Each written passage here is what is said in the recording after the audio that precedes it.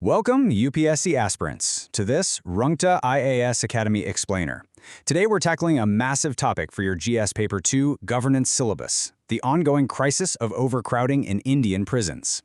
Absolutely. If we're talking governance, prison administration is a true litmus test for our entire justice system. And frankly, the machinery is choked. Let's decode the data, because every serious candidate needs this locked down.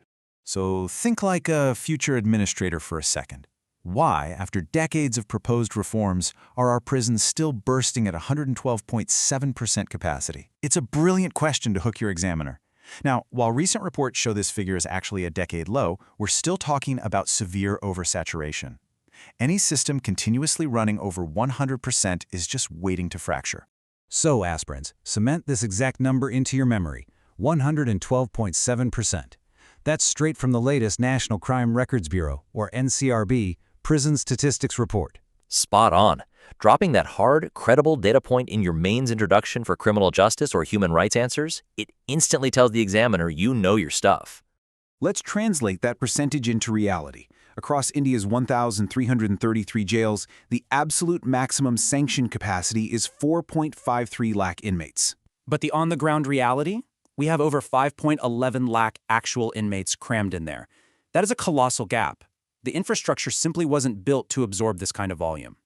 And remember, that national average masks some pretty wild regional extremes. More than half of our states and union territories are pushing well past 100% capacity. Just look at the outliers. Delhi is sitting at a shocking 194% occupancy. That's basically double what it's built for. And Jammu and Kashmir has rocketed from just 78% in 2015 to over 148%. Name drop these specific regions to add serious depth to your answers.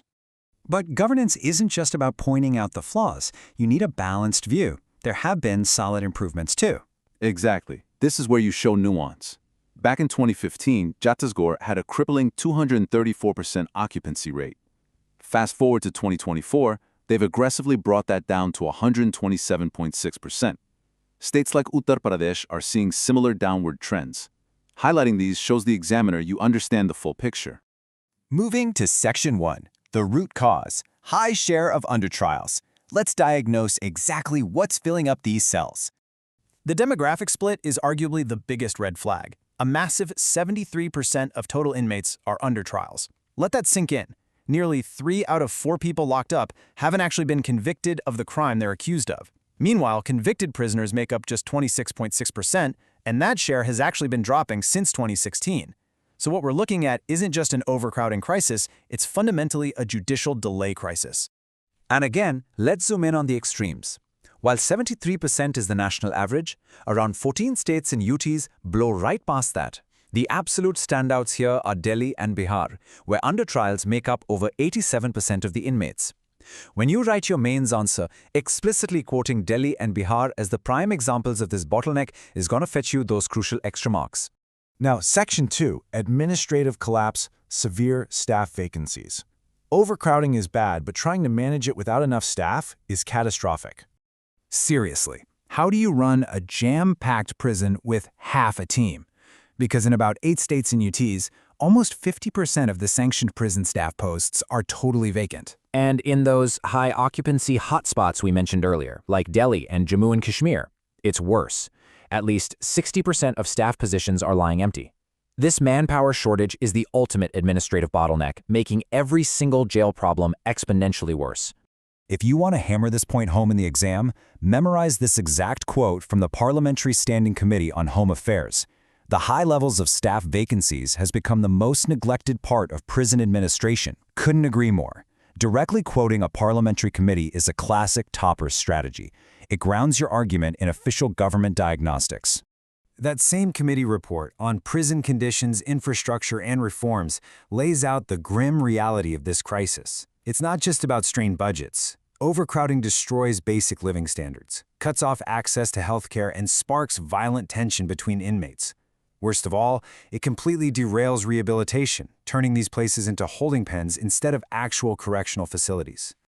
All right, Section 3, Mains Exam Way Forward, Solutions and Reforms. Every great GS answer must conclude on a constructive note. First, give credit where it's due. The government has taken real infrastructural steps, expanding overall prison capacity by 24% between 2015 and 2024. That took some massive effort. We're talking renovations across 2,268 prisons and the construction of over 120 brand new ones. Bringing this up ensures your answer is perfectly balanced and objective. But how do we truly fix the bottleneck? The Parliamentary Committee gives us 3 actionable steps. Step 1, speed up the construction of new barracks and buildings to catch up with the inflow.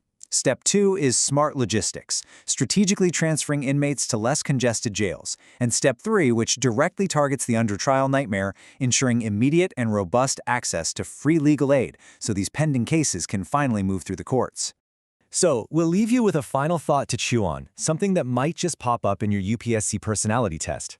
Given everything we've unpacked today, as a future administrator, how will you balance the fundamental human rights of inmates with the severe infrastructural and staffing constraints of the state? Keep questioning, keep analyzing, and use this data to build those high-scoring arguments. Thanks for tuning in to this Rungta IAS Academy Explainer.